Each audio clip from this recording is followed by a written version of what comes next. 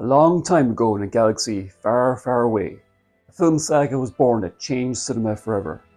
Star Wars has given us legendary heroes, terrifying villains, epic space battles, and some of the most iconic moments in movie history. But not all Star Wars movies are created equal. Today, I'm ranking every Star Wars film from worst to best, based on story, characters, action, and that unmistakable Star Wars magic. Some of my picks might surprise you, but that's the fun of it. Hey everybody, welcome back. Star Wars ranking videos. There are about as many of them on YouTube as there are stormtroopers who can't aim. Well, for one thing, I've been a Star Wars fan for as long as this franchise has existed. That tells you how old I am, which means I've seen it all. The highs, the lows, and whatever the sequel trilogy was trying to be. And unlike some of those so-called fans who think that The Last Jedi is a masterpiece, I actually remember when Star Wars was great. Yeah, I'm talking about the George Lucas era, before Disney came along and started treating it like a content farm. But in fairness, that era has its highlights too. So let's get started. Number 11, The Last Jedi. Or as I like to call it, the last time I took Disney seriously. This movie is an absolute disaster. And honestly, the fact that it even exists still baffles me. Where do we even start? Oh, right. Luke Skywalker. You know, the optimistic farm boy who became a legendary Jedi Knight. The man who saw good in Darth Vader of all people. Well, forget all that. Because in The Last Jedi, Luke is now a grumpy old hermit who drinks green alien milk straight from the source and whines about how the Jedi should end. Oh, and he almost murdered his own nephew in his sleep based on a bad feeling. That's totally in character, right? Rian Johnson really said, you know what would be cool? Taking the most beloved hero in sci-fi history and make him a bitter coward. Genius. Just genius. Then there's the humour. Or should I say, the Marvel-style forced comedy that completely kills any tension. Poe cracks jokes at Hux like they're in a buddy cop movie. This is Hux. You and your friends are doomed. We will wipe your filth from the galaxy. Okay, I'll hold. And Luke tosses his old lightsaber over his shoulder like he's in a bad Saturday Night Live sketch. Star Wars always had humour, but this feels like a parody of Star Wars. And speaking of things that don't belong in Star Wars, Rose Tico. Now, I have nothing against Kelly Marie Tran, but her character? Useless and annoying. She spends the movie lecturing Finn, sabotaging his heroic moment, and then she says this. That's how we're gonna win. Not fighting what we hate. Saving what we love. While the Resistance is literally being blown to pieces behind her. Priorities, Rose. And of course there's Rey, Mary Sue herself. Now, I don't mind a strong female lead, honestly, but Rey is just too strong. She doesn't struggle, she doesn't train, and yet she's better at the Force than Luke Skywalker ever was. She lifts an entire mountain with no effort, and somehow pilots the Falcon like she's been doing it for years. But the worst part? She starts getting all flirty with Kylo mere hours after he murdered Han Solo, her father figure. That's like forgiving the guy who ran over your dog because he has nice hair. And let's not forget that subplot, the one that could have been completely removed from the movie and nothing would have changed. Canto Bight. Finn and Rose go on a pointless side quest to rescue horses instead of, actually helping the Resistance. It's like Rian Johnson realised that the movie wasn't long enough and threw in a Star Wars version of a PETA commercial.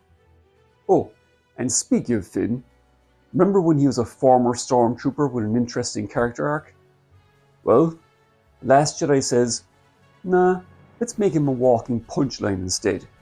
He spends most of the movie getting tased, slipping on floors, and being told what to do. Great job, Ryan. Now let's talk about the Resistance, or should I say, the Women's Club of Space Leadership. There are so many women in charge that the few men left either get lectured, turned into jokes, or die, like Admiral Akbar does off screen, because who needs a dignified send-off, right? And leaving them is the most annoying of all, Admiral Holdo, a woman who refuses to tell anyone her plan, insults Poe for questioning her, and then sacrifices herself in the dumbest way possible. Ah yes, the Holdo maneuver. The scene where she jumps to light speed through an enemy fleet, instantly making every previous Star Wars space battle completely pointless and nonsensical. I mean, if this is possible, why didn't the Rebels just do this to the Death Star? Why didn't the Republic use this on Starkiller Base? Answer, because Rian Johnson didn't think about it, or more likely, he just didn't care. So in conclusion, Last Jedi is a complete train wreck that ruins characters, contradicts established lore, wastes time on pointless subplots, and turns Star Wars into a joke. It's a movie that fundamentally misunderstands what made Star Wars special. And the worst part? Disney doubled down on it. Number 10. The Force Awakens.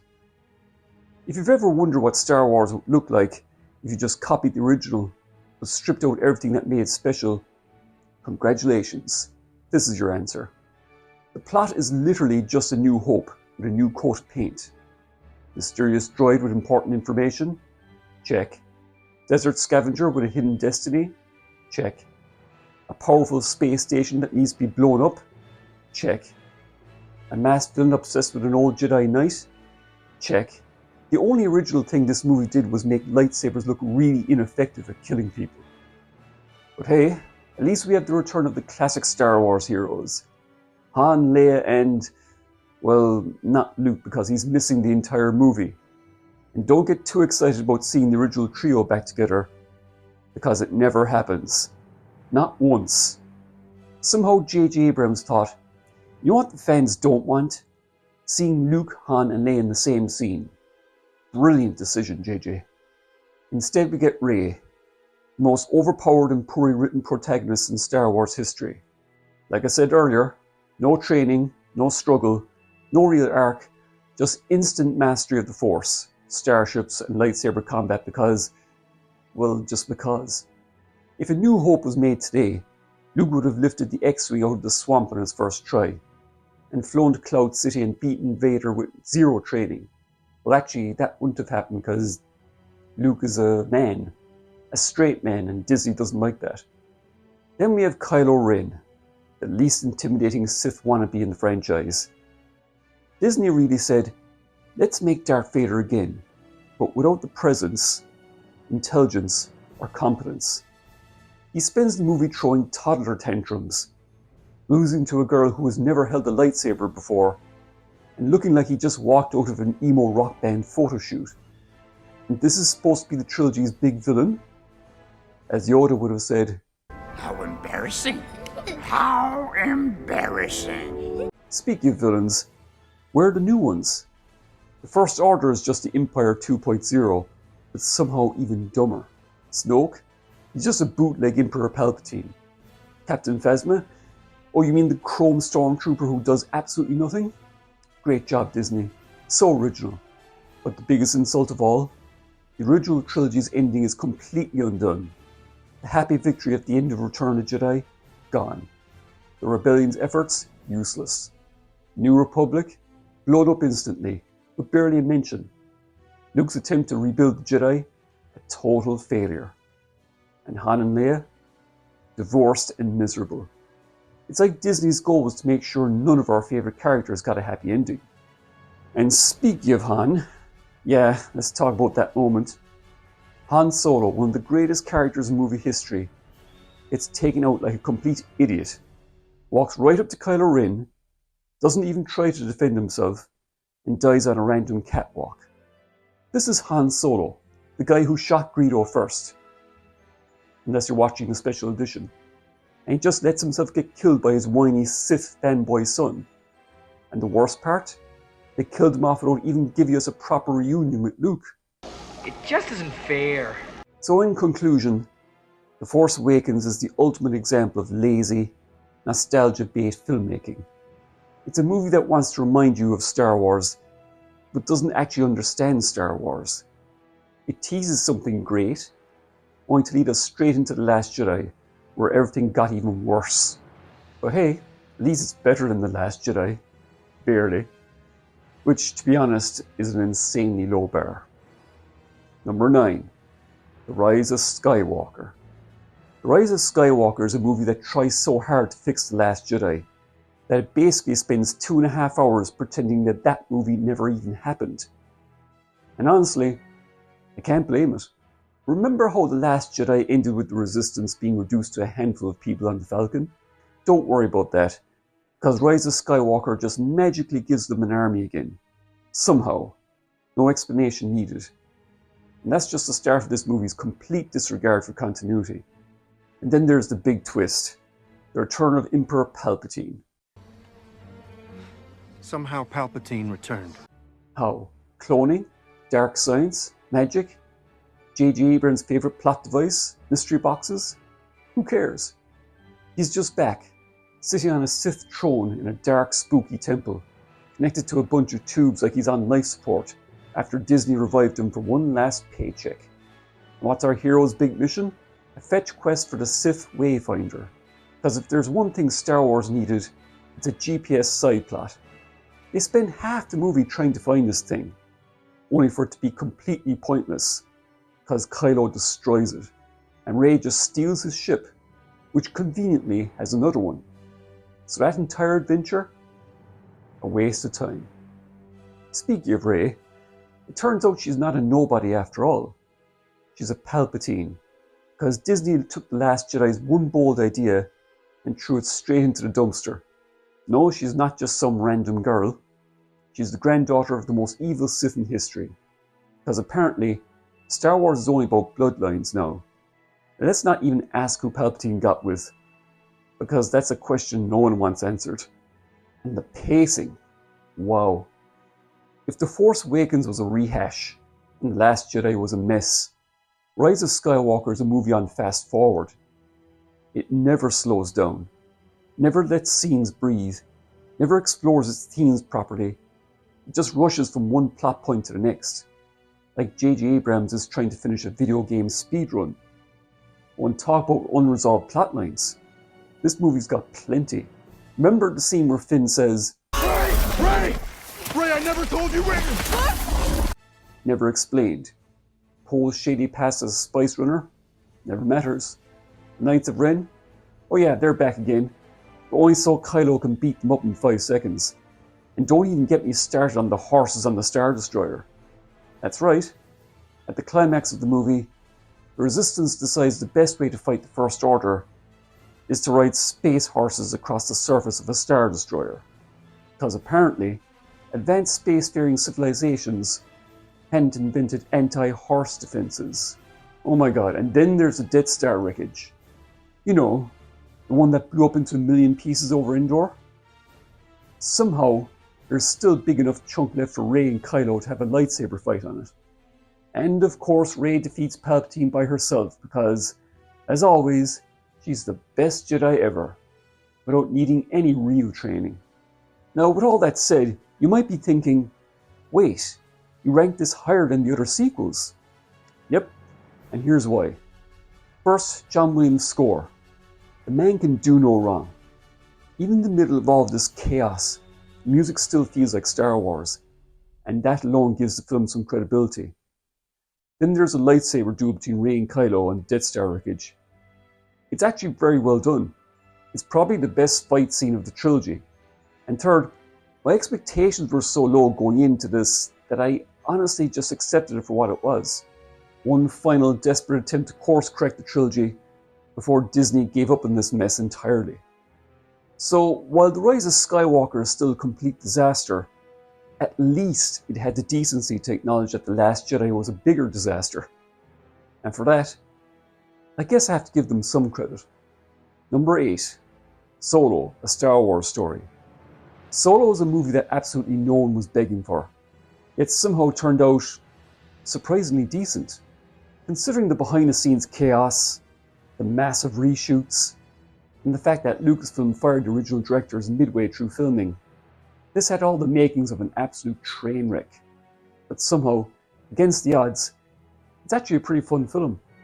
Let's start with the most important thing. Alden Ehrenreich as Han Solo. Now, I know a lot of people were skeptical when this guy was cast, because, let's be honest, Trying to replace Harrison Ford is like trying to replace oxygen. But you know what? He actually did a solid job. No, he's not Harrison Ford, but he captures enough of Han's charm and swagger to make it work. The movie itself has a light-hearted, adventurous tone that makes it one of the more fun Star Wars movies. It doesn't take itself too seriously, which is a nice break from all the doom and gloom of the sequel trilogy. And the action? Top tier. Train heist sequence is fantastic, Kessel Run escape is thrilling, and the whole thing feels like a good old-fashioned science fiction western. Exactly what a Han Solo movie should be. And then there's Donald Glover as Lando Calrissian. The man steals every scene he's in. If they made a Lando spin-off with him, I'd actually be interested. Not whatever weird Disney Plus version they're currently thinking about. He's got the voice, the attitude, and the over-the-top cape obsession down perfectly. He's almost as good as Billy D. Williams. Now, considering the production mess, it's honestly impressive that this movie even functions, let alone the fact that it's actually good. Ron Howard stepped in to salvage it, and while you can definitely tell that things were changed and reshot, the end result is still a solid, entertaining adventure. Of course, there are a few flaws. Let's talk about how Han Solo got his name. Apparently, the legendary smuggler, the fellow that we've known for decades, didn't even pick his own last name. No, instead he just tells an Imperial officer, I don't have people. I'm alone. Solo. Good luck, Han Solo. That's the grand origin of one of the most iconic names in movie history? It's ridiculous. Why couldn't it just be his name? Then there's the Darth Maul cameo. Now don't get me wrong, I love Darth Maul. Seeing him back is always cool. But let's be honest, this was just pure fan service. The movie just throws him in at the end like, surprise, he's alive. This totally wouldn't be confusing for casual fans who thought he died in the Phantom Menace.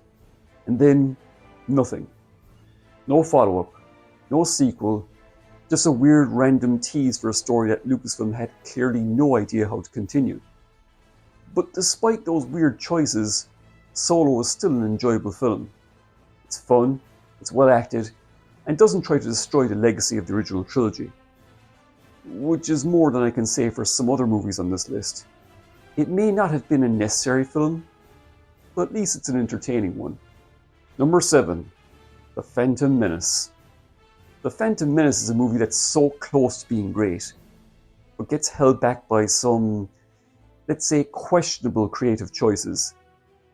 But hey, after slogging through the sequel trilogy, this is practically a masterpiece by comparison. Straight away, this movie feels grand. There's an epic, mythological quality to it that makes the galaxy seem even bigger than it was before in the original trilogy. For the first time, we get to see the Republic in all its glory, before it became a dictatorship run by space Nazis. The world building is incredible. Coruscant, the Jedi Temple, the Senate. This is Star Wars at its most ambitious. And speaking of ambition, how great was it to see the Jedi at the height of their power? No more old hermits in exile or last-ditch rebellions. This is when the Jedi were actually respected, feared, and capable. Watching Qui-Gon and Obi-Wan effortlessly cut through battle droids in the opening scene tells you right away that these aren't washed-up warriors. They're the genuine article. And then there's the pod race. Say what you will about the movie's pacing, but this scene is just pure, high-speed, edge-of-your-seat Star Wars fun. The sound design, the visual effects, John Williams' score, it all came together to make this one of the most thrilling scenes in the entire saga. It's like George Lucas suddenly remembered how to direct action. But let's be honest, the real reason this movie still holds up is Duel of the Fates. The final duel between Obi-Wan, Qui-Gon and Darth Maul is phenomenal. The choreography, the music, the intensity. This is the Jedi and Sith at their peak. Darth Maul may have had about 3 lines of dialogue, but who cares? He's an absolute beast, and the double-bladed lightsaber made him one of the coolest villains in Star Wars history. If only they hadn't killed him off immediately. But hey, at least the Clone Wars fixed that mistake. And now for the less great stuff. Let's just get this out of the way. There's just too much Jar Jar Binks. Now I get that Lucas was trying to create a comic relief character, but the problem is, he's just not funny. At all. Instead of being charming or endearing, he just takes up screen time with slapstick humour that feels like it belongs in a different movie. And yet, somehow, this was the character George thought deserved to be motion captured before Gollum or Davy Jones. Then there's the acting. Look, Liam Neeson and Ewan McGregor do their best, but you can feel that they're struggling with Lucas's stiff dialogue. Nothing new there. Natalie Portman, an Oscar-winning actress, spends half the movie sounding like she's reading from a teleprompter. And poor Jake Lloyd. Look, I won't blame the kid. I'm a person and my name is Anakin. So let's just say that Anakin's introduction did not help anyone take him seriously as a Darth Vader in the making. And to be honest, for all the amazing world building, the story isn't exactly the best. A political dispute over trade routes? That's the plot we're going with for the first Star Wars movie in 16 years? I mean, yeah, there's a lot of depth here if you really want to analyse it. But let's be real. Most people came to see Jedi and Sith fight, not to watch Senate debates. But despite its flaws, The Phantom Menace still has heart.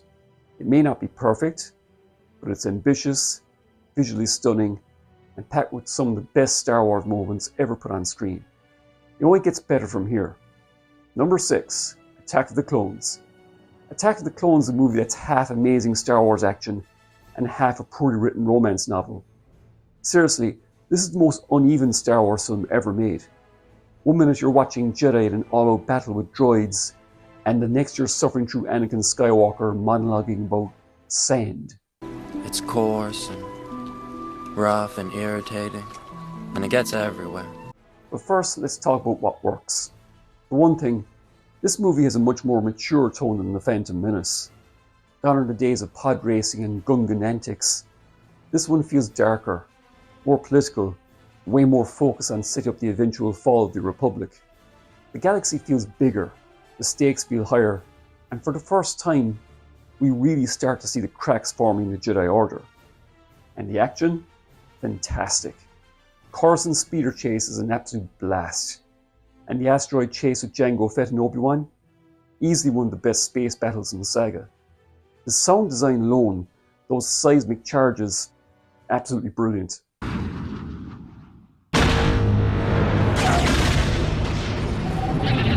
It's also great to finally see the Jedi actually fight in large numbers. That arena battle on Geonosis, just pure spectacle. After years of hearing about how powerful the Jedi were, we finally got to see hundreds of them in action, slicing through droids in a full-scale battle. The world building is also top tier in this one. Kamino with its stormy oceans and cloning facilities feels like something straight out of a sci-fi novel, while Geonosis is this gritty, insect-infested wasteland that perfectly suits the Separatists. The planets all feel unique and fresh, which is exactly what a Star Wars movie should do. Show us places that we've never seen before. And then of course, we have Count Dooku, played by the late great Christopher Lee. Now the man barely gets any screen time, but when he does show up, he instantly commands the screen. He's sophisticated, he's menacing, and he actually manages to outduel both Anakin Skywalker and Obi-Wan. Oh, and the guy duels Yoda, which whether you love it or find it ridiculous, it's extremely memorable. But let's talk about the film's problems. First up, the dialogue. Oh boy, if there's one thing George Lucas did not improve from The Phantom Menace, it's writing believable human conversations. Anakin and Padme's romance scenes are just painful, to be honest. If you are suffering as much as I am, please tell me. I mean, imagine being on a romantic getaway in a beautiful palace with one of the most powerful Jedi in the galaxy, and he starts ranting about how much he hates sand. And then Padme still falls in love with him. Weird. Weird. While we're at it, Hayden Christensen. Look, I get what he was going for. He's playing a young, arrogant Jedi who's slowly losing his grip. And in some scenes, in all fairness, he nails it. But in others, constant whining, the awkward delivery, it's rough. Natalie Portman doesn't fare much better, but honestly, who could with lines like, "We live in a real world. Come back to it." And then there's the CGI. Now, in 2002, this movie was visually groundbreaking. But watching it today, some of it has aged not so well. There are moments where it feels like everything on screen is CGI, especially in the big battle scenes. Characters sometimes look like they're floating through a video game cutscene. And the clone troopers? Not one of them is a real person in armor. They're all CGI. Every single one. Which makes the prequels feel weirdly artificial compared to the original trilogy. But despite its flaws, Attack the Clones is still a fun, action-packed Star Wars movie. It's got great world building, awesome action, and an epic battle that sets the stage for the Clone Wars. If only we could fast forward through the Anakin Padme scenes, this would be so much higher on the list. Number 5. Return of the Jedi. Return of the Jedi brings closure to the Skywalker saga in the best possible way, despite Disney trying to undo it. It delivers some of the best emotional moments in the series, and gives us one of the greatest villains in cinematic history. But as much as I love this movie, it's not without its flaws. Let's start with what Return of the Jedi gets right. For one thing, Luke Skywalker's growth. The whiny farm boy from A New Hope is now a calm, disciplined Jedi. His entrance at Jabba's palace, dressed in black and exuding confidence, immediately establishes how far he's come. He's no longer the reckless, impatient student from Empire. He's a warrior ready to face his destiny. And that destiny brings him face to face with Emperor Palpatine, who absolutely steals the show. Ian McDiarmid from his first appearance is phenomenal, portraying the Emperor as a manipulative, sadistic puppet master. He barely moves from his throne, yet he commands every scene he's in, slowly twisting Luke toward the dark side. His cackling laughter, his smug confidence, everything about him makes him a top-tier villain. He was teased in Empire, but has returned to Jedi where he truly shines. And then there's the action. The speeder bike chase on Endor is one of the most exhilarating sequences in the saga, even by today's standards. Watching Luke and Leia maneuver through the dense forest, dodging trees and blasting Imperial scout troopers, it's a real highlight of the film. And then we get to the final battle, which is arguably the best in all Star Wars. It's a three-pronged assault: the space battle led by Lando, the ground battle on Endor, and the emotional lightsaber duel between Luke and Vader. The space battle itself is visually stunning, even by today's standards, with the Millennium Falcon weaving through the Death Star superstructure. The ground battle? Well, I'll get to that in a minute. Then there's the Luke versus Vader fight, an intense and emotional standoff where the stakes are higher than ever. The moment Luke gives into his anger and beats Vader down, only to realise he's becoming what he swore to destroy, it's a powerful culmination of his journey. And speaking of Vader, what a redemption. For 2 films, Vader has been the terrifying enforcer of the Empire. When he sees the Emperor torturing his son, he makes his choice, not as a Sith Lord, but as a father. It's a perfect end to his story, proving that he was never beyond saving. It also fulfills the prophecy: Anakin destroys the Sith and brings balance to the Force. Which is why bringing Palpatine back in the Rise of Skywalker was one of the dumbest decisions in cinematic history. For all its strengths though, Return of the Jedi, has to be said, is the weakest of the original trilogy. I mean, another Death Star? Really? For a film that's supposed to be a grand finale, Return of the Jedi plays it surprisingly safe. Instead of coming up with a fresh threat, the Empire just builds another Death Star because, apparently, they didn't learn from the first one. Sure, this one is unfinished, and it has that cool moment where it fires on the Rebel fleet, but at the end of the day, it's the same idea recycled from A New Hope. And then there's Endor. To be honest, it's just a dull setting. A New Hope gave us Tatooine, the Death Star, Yavin 4. Empire gave us Hoth, Dagobah, and Cloud City. But in Return of the Jedi, we get Endor, which is basically just a forest. For a saga known for its imaginative worlds, this was a pretty uninspired choice. And speaking of Endor, the Ewoks. Oh boy, the Ewoks. It was originally supposed to be Wookiees, which actually would have made more sense. But instead we got small, furry creatures, bonking stormtroopers with rocks and sticks. They're cute, sure, but they make the Empire look like a joke. And then there are some weak performances, it has to be said. Harrison Ford and Carrie Fisher's acting is not the best. Ford, who wanted Han Solo to die in this movie, he seems like he's just going through the motions. I hope she's alright. He's still Han, but the energy and charm he had in the first two films feels dialed down. And Carrie Fisher, her performance feels strangely flat, especially compared to Empire. I don't know where you get your delusions, laser brain. Whether it was the script, direction, or behind the scenes issues, both actors feel like they're just waiting for the movie to end. But for all its flaws, Return of the Jedi is still an incredible conclusion to the Star Wars saga. At least, the real saga.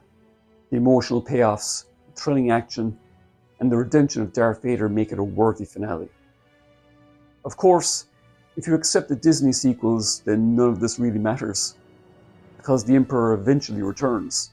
Luke becomes a miserable hermit, and everything accomplished in this movie is completely undone. But you know what? As far as I'm concerned, the sequel trilogy is not canon.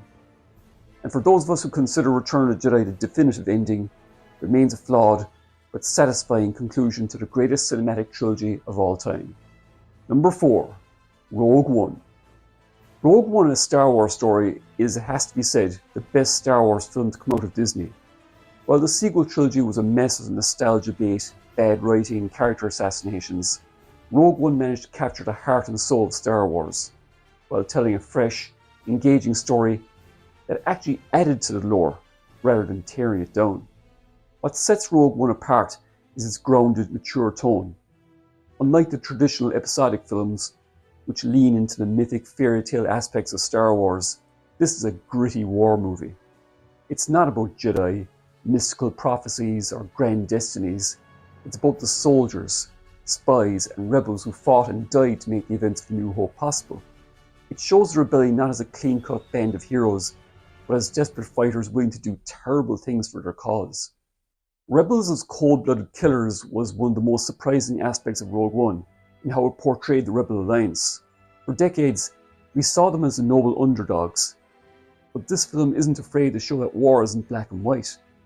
The opening scene with Cassian Andor killing an informant to keep him from talking, that's something we never would have seen in the original trilogy. It adds layers to the rebellion, showing that they're not just heroic freedom fighters, they're also spies, assassins, and saboteurs. And then there's Jyn Erso, a female lead that's actually done right. Unlike Disney's other attempts at female protagonists, Jyn actually has to struggle, grow, and earn her place in the story. She starts as a reluctant fighter, someone who's been abandoned by both her father and the rebellion, and she slowly grows into a true leader. She's tough but vulnerable, flawed but determined. Felicity Jones delivers a great performance, making Jyn feel like a real person rather than a Mary Sue who can do no wrong. And then there's Michael Giacchino's score. The music in Rogue One is a true highlight. Giacchino had the nearly impossible task of stepping into John Williams' shoes. And while no one can truly match Williams, he did an excellent job. The score feels like classic Star Wars, while also bringing its own identity. Then there's the Battle of Scarif, where Rogue One cements itself as one of the best Star Wars movies ever. The final act is nothing short of incredible. The space battle above the planet is intense, beautifully shot, and full of great moments. Like that Hammerhead Corvette ramming a Star Destroyer into another one. On the ground, you get some of the most visceral combat ever seen in Star Wars. It's brutal, chaotic, and filled with emotional weight because we know our heroes aren't making it out alive. That's what makes their sacrifice so powerful. They all die not just a blaze of glory, but soldiers in a war where victory comes at any cost. Their deaths matter, because they directly enable the events of A New Hope. The Darth Vader corridor scene is probably the most horror movie inspired sequence in the entire saga. We finally see why Darth Vader is the most feared figure in the galaxy. The way he effortlessly cuts down rebels, deflects blaster bolts, it's absolute perfection. It makes the opening of A New Hope even better, because now we understand why those rebels were so terrified. Now, there are of course a few flaws, such as a deep fake Tarkin and Leia. Now, I get why they did it. Tarkin is crucial to the story, and Leia's appearance ties directly into A New Hope. But while the technology was impressive for the time, it still fell into that uncanny valley. Tarkin in particular is in way too many scenes, And the more you look at him, the more obvious it becomes that he's not real. Leia's moment is brief, but it suffers from the same problem. It was a brave attempt, but ultimately it would have been better to use creative camera angles or even just recast roles. But overall, Rogue One stands as a shining example of how to do Star Wars right. It respects the lore, expands on it in meaningful ways, and delivers a gripping, emotionally resonant war story. If Disney had taken notes from this movie, instead of throwing together a rushed, inconsistent sequel trilogy, we might be in a very different place with Star Wars today. Number 3. Revenge of the Sith. Revenge of the Sith is easily the most action-packed, emotionally devastating, and epic entry in the prequel trilogy. After 2 films of build-up, George Lucas finally delivered on the promise of the Clone Wars, Anakin's fall to the dark side, and the rise of the Empire. This movie was everything that the prequels were leading up to, and it didn't disappoint. From the opening battle over Coruscant to the Order 66 massacre, Revenge of the Sith is relentless. Whether it's the lightsaber duels or large-scale ground warfare, the Battle of Coruscant alone is one of the most visually spectacular sequences in the entire saga, giving us peak Clone Wars action before the Republic crumbles. And let's face it, this is by far the darkest Star Wars movie. Yes, even more than Empire. Like the previous 2 prequels, which had their lighter moments, sometimes too light, this movie doesn't hold back. From the moment Palpatine executes Order 66, Revenge of the Sith becomes a tragedy. We see beloved Jedi gunned down by their own troops, Anakin, now Darth Vader, slaughtering younglings, and the Republic collapsing into a fascist dictatorship. The horror of Anakin's downfall is what makes this movie so powerful. By the end, the hero of the prequels has become a child-killing Sith Lord. Padme is dead, and Obi-Wan is left utterly heartbroken. No happy endings, no last-minute victories, just a pure, crushing defeat. One of the best things Revenge of the Sith pulls off is making Anakin's fall to the dark side feel both shocking and completely believable. For years, we all assumed he'd turn out of pure ambition or anger. Instead, it was actually his love for Padme, his fear of losing her, that seals his fate. Palpatine masterfully manipulates Anakin, feeding him lies about how the dark side can save her. When Mace Windu threatens to kill Palpatine, Anakin made his choice, not out of hatred, but out of desperation. That moment where he cut off Mace Windu's hand and Palpatine finishes him off, that's the point of no return.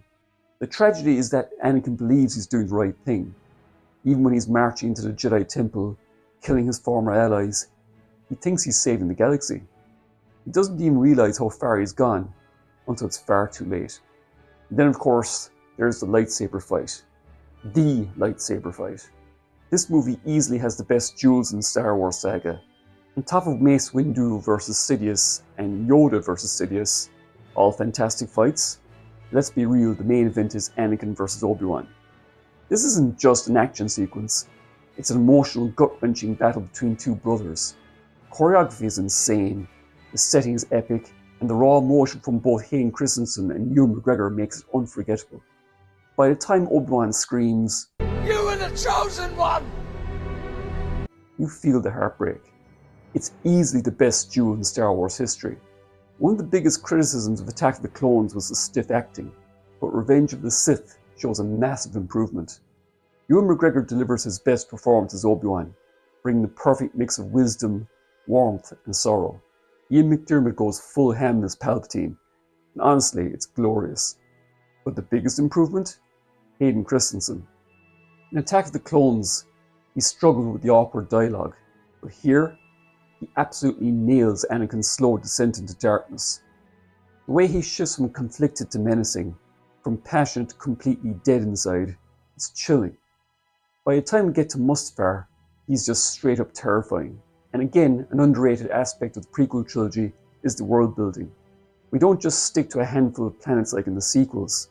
We get Coruscant, Mustafar, Kashyyyk, Utapau, Felucia, Megiddo, and more. Each world has its own look, atmosphere, and purpose in the story. It truly makes the galaxy feel huge. Now, of course, there are a few flaws, as always, such as cringe dialogue and dumb humour. Wait a minute. How did this happen? We're smarter than this. Apparently not. Yeah, it still has those classic George Lucas issues. Padme's entire dialogue in this movie is rough. It's a shame because Natalie Portman is a great actress, but she's given some very bad material to work with here. But despite these flaws, Revenge of the Sith is easily one of the best Star Wars movies ever made. It's intense, action-packed, tragic, and filled with some of the best lightsaber battles in the saga. Anakin's turn to the dark side is handled masterfully. The performances are leagues better than Attack of the Clones, and the sheer scale of the movie is unmatched. If Star Wars had ended here, it would have been the perfect end to the franchise. But then, of course, Disney had to come along and ruin everything. Number 2, A New Hope. A New Hope, or just simply Star Wars as it was released back then, is the movie that redefined blockbuster filmmaking, revolutionized special effects, and introduced the world to one of the greatest sci-fi universes ever created. Without A New Hope, there would be no Star Wars, no sequels, no prequels, no endless debates over whether Disney ruined the franchise. This was ground zero for everything that came after. It was just a perfect introduction to a unique universe. From the very first frame, A New Hope pulls you into its world. The opening crawl sets up a classic good versus evil story. And before you can even process what's happening, a giant Star Destroyer was chasing down a small rebel ship.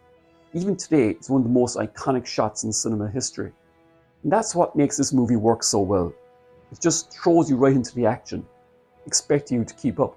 No long-winded exposition dumps, no over-explaining how everything works, just a fully realized world that feels lived in, complete with smugglers, Jedi, droids, and an oppressive empire. It's no wonder audiences in 1977 were blown away. Nobody had ever seen anything like this before. John Williams' score is a main character in itself. Williams' score doesn't just complement the movie, it defines it. The main theme is just pure adventure. The Force theme, it's an emotional gut punch. The Imperial March, okay, that's not in this one, but everything else about the soundtrack is just pure perfection. Seriously, imagine A New Hope with a generic sci-fi soundtrack. It just wouldn't work. Williams elevates every scene, making the emotional moments hit harder and the action sequences feel grander. First time Darth Vader steps onto the screen, you know you're dealing with pure evil. The black armor, the deep mechanical breathing, the sheer physical presence, especially with that James Earl Jones voice, is just terrifying. What's interesting about A New Hope is that Vader isn't actually the main villain. That honor goes to Grand Moff Tarkin. Vader is the muscle, the enforcer, but Tarkin is the one calling the shots. He orders the destruction of Alderaan, and Vader just follows his commands without question. It's only in later films that Vader truly becomes the driving force of the Emperor's terror. Still, even in this movie, he's an unforgettable presence. And when he finally faces off against Obi-Wan, absolute cinema. I know that fight looks a little bit dated now, but in fairness, back then, audiences just simply hadn't seen anything like it before. But what makes A New Hope so special isn't just the world building or the visuals, it's the characters. Luke Skywalker, he starts out as a whiny farm boy. We all gotta start somewhere. But I was going into Toshi Station to pick up some power converters. But he quickly becomes the heart of the movie. His journey from dreamer to hero is one of the best character arcs in cinema. Then of course there's Han Solo, the ultimate rogue. A selfish smuggler who seems to only care about himself. Until he doesn't. Harrison Ford oozes charisma in every scene. And it's no surprise that he became a major star afterwards. Sorry about the mess. And then Alec Guinness as Ben Kenobi. He just brings that gravitas that makes every word he says seem so important. Even when he says lines like, Moss Eisley Spaceport. You will never find a more wretched hive of scum and villainy. It sounds like Shakespeare coming from Alec Guinness. Then of course there's Leia. She's not just a damsel in distress. She's sharp and competent and doesn't take crap from anyone, especially Han. Their chemistry is just perfect, and it's the reason why people still love these characters decades later. And then there's the final battle, which is just pure movie magic. Even after all these years, the Death Star Trench Run is one of the greatest action sequences ever put on film. The pacing, the tension, the visual effects, everything about it is flawless. Well, To me anyway. Clearly George Lucas didn't think so, which is why 20 years later he went back and redid it. But I love the ending where Han Solo comes in at the last second, proving that he actually does care. Luke turns off his targeting computer, trusting the Force, and boom, Death Star gets destroyed. It's just classic. I never get tired of watching it. It's just a perfectly executed climax. And then of course, there's the glorious feel-good ending. Quite simply, it's the greatest ending in all of cinema. And the great thing about it is, it ends the movie as a standalone film. Yes, we all know that The Empire Strikes Back continued the story, but if A New Hope had flopped, this would have been a truly satisfying conclusion. The Death Star is gone, the rebels are victorious, and our heroes stand triumphant. The medal ceremony, even though Chewie gets snubbed, is the perfect end to the story. For 2 hours, A New Hope takes you on an adventure and leaves you feeling exhilarated by the end.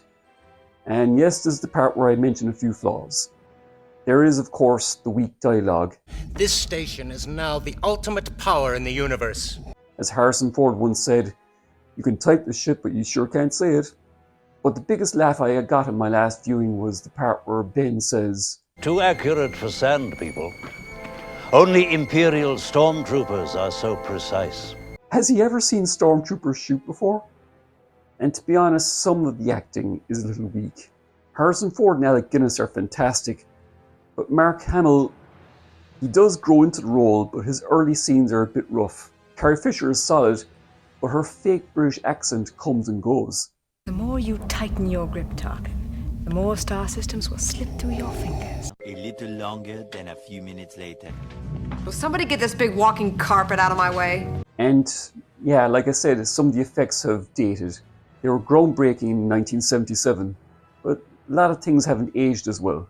Lightsaber effects are inconsistent in some scenes. In some shots, Vader's saber looks pink, and the Cantina aliens look a bit rubbery.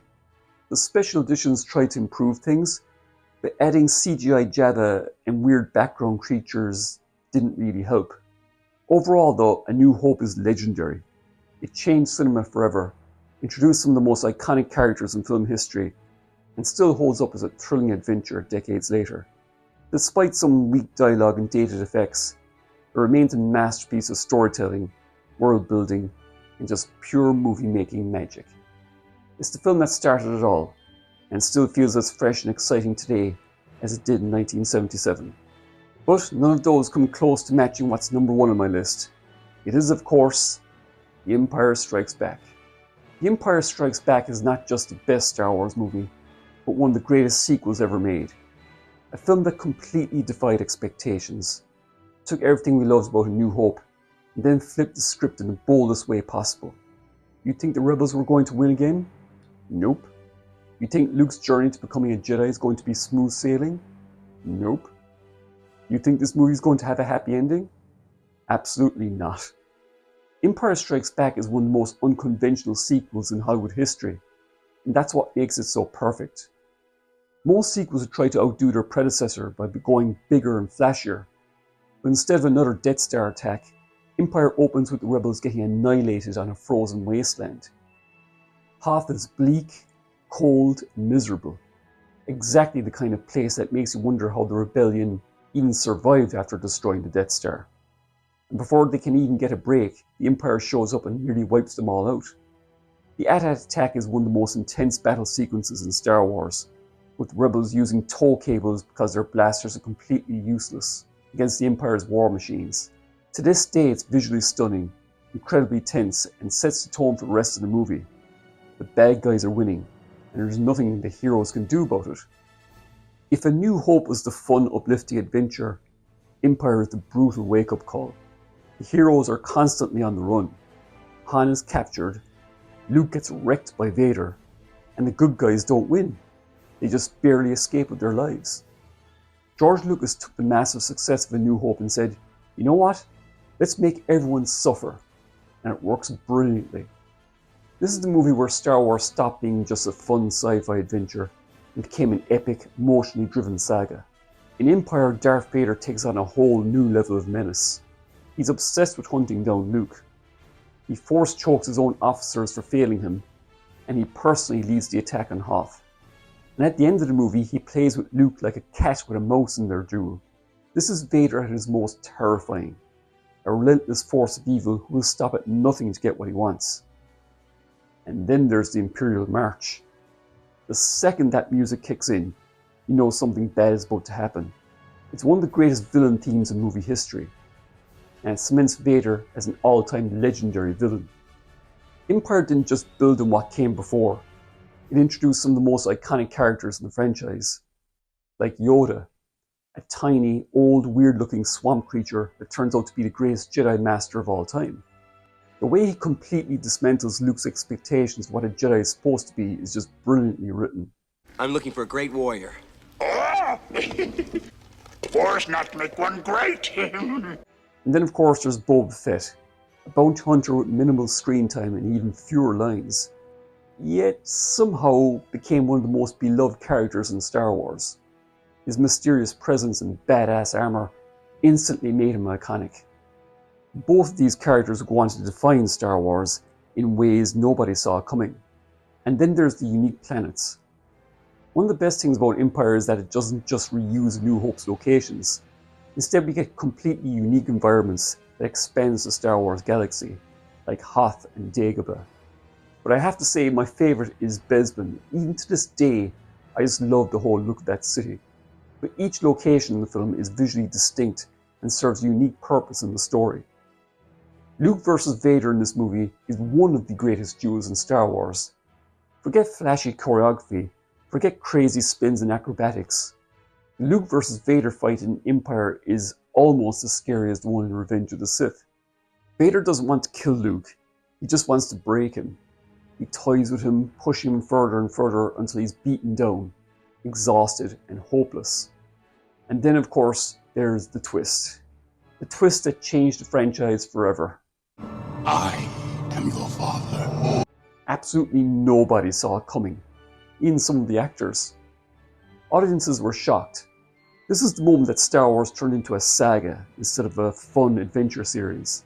Surprisingly though, in contrast to Attack the Clones, the romance subplot is actually one of the highlights of the film. I love how at the start of the movie Han and Leia pretend to hate each other, but you just know that they don't. And then right before Han is frozen in carbonite, we get one of the most legendary exchanges in movie history. I love you. I know. That wasn't just an amazing line, it was the most Han Solo response possible. But then of course, the biggest shock to audiences back then was the cliffhanger ending. Han is gone, Luke is defeated, and the rebels have barely survived, and the Empire stronger than ever. This was unheard of for a blockbuster at the time. Nobody knew if Han would be saved. Nobody knew what Luke would do next. All they knew was that they had to wait 3 years to find out. It was a bold, risky move, and it paid off beautifully. What's most amazing about Empire though is that it's barely aged. Unlike A New Hope, which has some effects that show their age, Empire still looks incredible today. The practical effects are still amazing. The cinematography is stunning, and the tone and storytelling feels as fresh as ever. Even after all these years, The Empire Strikes Back remains the gold standard for how to do a sequel right. This is quite simply Star Wars at its absolute best. It's bold, dark, and completely unconventional. It expands the universe, deepens the characters, and delivers one of the greatest plot twists in movie history. And I can't think of any flaws. No nitpicks, no complaints. It's quite simply the perfect Star Wars movie, and nothing since has ever topped it. And there you have it. That's my ranking of all 11 Star Wars movies. What do you think? Do you agree? Disagree? Let me know in the comments and give me your rankings. And if you enjoyed this video, please give it a like. Consider subscribing if you haven't done so already. Share this video out there, and I'll see you all in my next video. Bye for now.